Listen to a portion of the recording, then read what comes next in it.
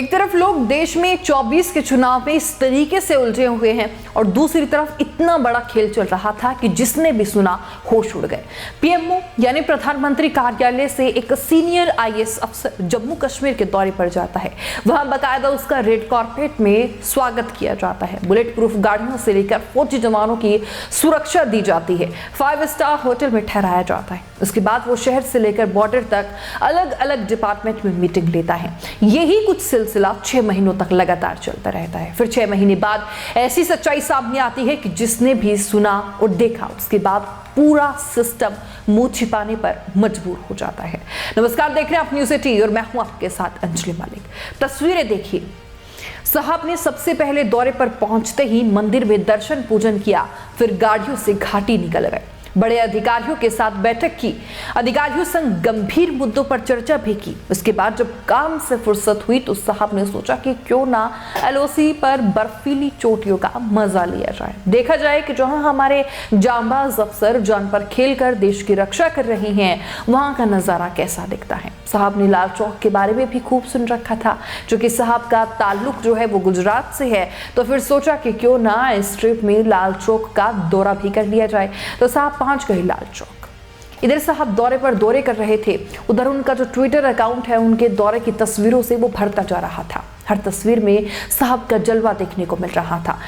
वैसे भी हो भी क्यों ना, यहाँ तो एक छोटे से छोटा मुलाजिम भी खुद को लेट साहब समझता है, फिर यहाँ तो साहब खुद एक आईएएस अफसर थे। चलिए अब आपको बताते हैं कि आखिरकार ये शख्स है कौन। दरअसल किरण पटेल गुजरात का निवासी है। आरोपी का एक वेरीफाइड ट्विटर अकाउंट भी है। उसकी ट्विटर प्रोफाइल के अनुसार उसने वर्जीनिया से कॉमनवेल्थ यूनिवर्सिटी से पीएचडी की है और आईआईएम त्रिची से एमबीए किया है। आरोपी ने ट्विटर पर खुद को एक विचारक, रणनीतिकार, विश्लेषक और कैंपेन मैनेजर भी बताया है। आरोपी ने जम्मू कश्मीर और पुलिस से वीआईपी ट्रीटमेंट मिलने के कई वीडियो भी पोस्ट किए हैं, जो उसे प्रधानमंत्री कार्यालय पीएमओ का अधिकारी मानते थे। श्रीनगर के निशात पुलिस स्टेशन में दर्ज प्राथमिकी के अनुसार किरण पटेल इस कश्मीर घाटी के कई हिस्सों में गतिविधियों में शामिल था। उसे सरकारी आतिथ्य का आनंद लिया, एक निजी सुरक्षा अधिकारी, पीएसओ और एक लग्जरी होटल में कमरा भी लिया। पटेल के खिलाफ 2 मार्च को धोखाधड़ी और जालसाजी से संबंधित धाराओं के तहत मामला दर्ज किया गया था और उन्हें अगले दिन गिरफ्तार भी कर लिया गया था। अब ये शातिर आरोपी पकड़ में कैसे आया वो भी आइए जानते हैं। किरण पटेल जब 2 मार्च को तीसरी बार कश्मीर आया और हवाई अड्डे पर उतरा तो सीआईडी अधिकारियों को उस पर शक हुआ, क्योंकि अधिकारियों को किसी वीआईपी मूवमेंट के बारे में कोई भी जानकारी नहीं दी गई थी। आरोपी की गिरफ्तारी और प्रारंभिक पूछताछ के बाद अधिकारियों ने उसके कब्जे से जाली पहचान पत्र बरामद किया। पटेल के पास से 10 फर्जी विजिटिंग कार्ड बरामद किए गए और 2 मोबाइल फोन भी उसके जब्त कर लिए गए। इस बीच पटेल के वकील रिहान गोहर ने दावा किया कि उनके जो मुवक्किल हैं उनके साथ एक और भी व्यक्ति था। गोहर ने कहा कि पुलिस ने मजिस्ट्रेट के समक्ष धारा 16A के तहत उनका जो किरण पटेल का बयान दर्ज किया था, लेकिन एक अन्य व्यक्ति को रिहा कर दिया गया। किरण पटेल ने अपने खिलाफ लगाए गए सभी आरोपों का खंडन करते हुए उन्हें निराधार करार दिया है।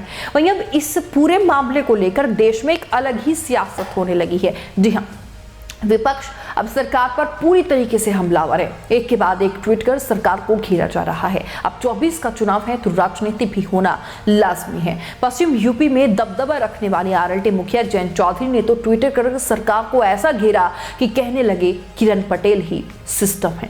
इसी के साथ ही एक और ट्विटर यूजर ने लिखा कि पीएमओ पे फर्जी अधिकारी बनकर किरण पटेल कश्मीर के संवेदनशील श्रीनगर, पुलवामा, बारामूला, उरी में Z+ सुरक्षा लेकर घूमता रहा। अमित शाह के गृह मंत्रालय ने इस ठग को Z+ सुरक्षा क्यों दी? इसकी गिरफ्तारी 3 मार्च को हुई तो खुलासा 17 मार्च को क्यों हुआ? कौन से सबूत मिटाए जा रहे थे? वही एक ट्विटर यूजर जाकिर अली नामक लिखते हैं कि किरण पटेल ही राष्ट्र है। अब जरा सोचिए, एक अजनबी शख्स अफसर बनकर जम्मू कश्मीर के अनगिनत दौरे करता है। यहाँ ध्यान देने वाली बात यह भी है कि सब कुछ उस जम्मू कश्मीर में हुआ जो भारत का सबसे संवेदनशील इलाका माना जाता है, जहां हर वक्त पड़ोसी पाकिस्तान, पाकिस्तानी सेना और पाकिस्तान में बैठे वो तमाम आतंकवादी संगठनों की जहां नजरें होती हैं। ऐसे संवेदनशील जगह पर एक ठग पूरे सिस्टम को पूरी आसानी के साथ ठगता रहता है और किसी को भनक तक नहीं लगती। जाहिर है ये ना सिर्फ हमारे सिस्टम बल्कि हमारी जो इंटेलिजेंस है उस पर भी एक बड़ा सवाल खड़ा करती है और उनकी नाकामी साबित करती है। उम्मीद कीजिए कि ये शख्स एक ठग ही निकले। गलती से भी अगर ये पड़ोसी मुल्क का जासूस निकल आया तो अंदाजा लगाइए कि इन 6 महीनों में उसने भारत का कितना बड़ा नुकसान किया होगा। बहरहाल इस पर आपकी क्या राय है, आप क्या सोचते हैं, कमेंट बॉक्स में हमें जरूर बताइएगा। मेरे साथ बस इतना ही। ऐसी तमाम खबरें देखने के लिए बने रहिए न्यूज़ 80 के साथ। नमस्कार। सफलता की ओर न्यूज़ 80 के बढ़ते कदम, करोड़ों दर्शकों का पसंदीदा न्यूज चैनल न्यूज़ 80 अब जियो टीवी पर भी।